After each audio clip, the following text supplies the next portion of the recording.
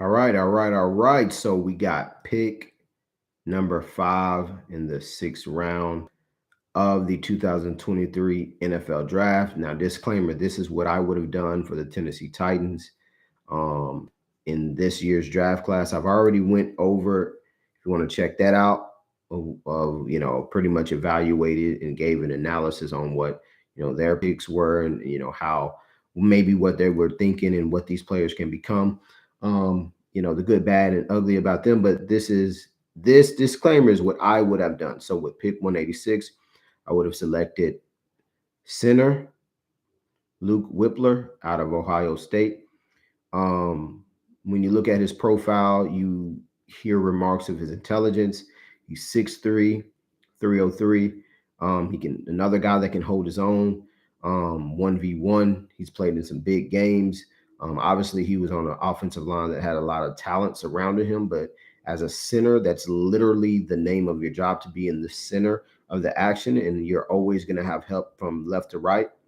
Well, I should say, that is a component about being a interior offensive lineman. You always have help. You could have help on your left and right, whereas with the tackle, your outside shoulder is usually unprotected. It's up to you to fend for yourself. That's why athleticism and technique is important across the board for offensive linemen, unless you're getting a chip from a running back or a tight end. But as for Luke Wypler, I just looked at my board, looked at the value, who was a top 2, top 3. Look at my graded scores. Did less letter grades this year, but more so relied on my numerical value. And when I looked at it, Wypler was valuable there in the 6th round. And when you're at this round, it's really about just trying to find those, from a ranking perspective, from a score perspective, from a experience perspective, from athletic quotient perspective.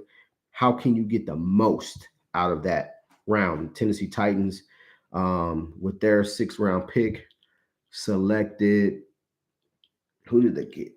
Wiley, and then they went with Jalen Duncan. So um, it was along the same lines of thinking. I do have to admit that Duncan is probably more of a versatile player than Wypler would be, because Wypler is more of a strictly center. I think he could play guard a little bit, but he is definitely a center. So that versatility goes to the Titans. Duncan was a guy that I was lower on than most in the draft community, simply because I knew some analytic data about him.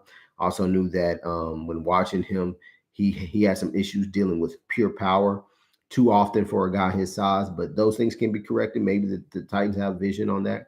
But for me, I went with Wypler. Like I said, you're sacrificing some versatility there, but you get a real smart guy that can vie for starting reps for sure. He can be your starting center, and that's a void that the Titans have. But currently they have so many versatile pieces, you never know who's going to be there. But in the Barnes verse, Wypler would definitely be in play with along with Aaron Brewer, I guess. Even though I probably would have went with a different player for center, probably Evan Brown, targeted Evan Brown, who the Seattle Seahawks um, ended up signing. But for not that expensive of a contract too. I don't mean to get off track there, but definitely Wypler it can hold his own, smart, good hands. Definitely a valuable pick at that round. That if taken, you could definitely put in that rotation and have that interior line shored up. And from that standpoint, he actually went to the Browns, which is a great situation for him to be taught by Callahan there, and to really fine tune some of the things. Some people thought that he was very similar to Ethan Posick, who got a big contract for the Browns recently too, and they're kind of in the same mold. So, like I said, all these guys, we didn't share a draft pick, me and the Titans GM this year. So all these guys will be with different teams. And like I said on the last video, definitely excited for them, proud of them, happy for them to continue their journey playing football.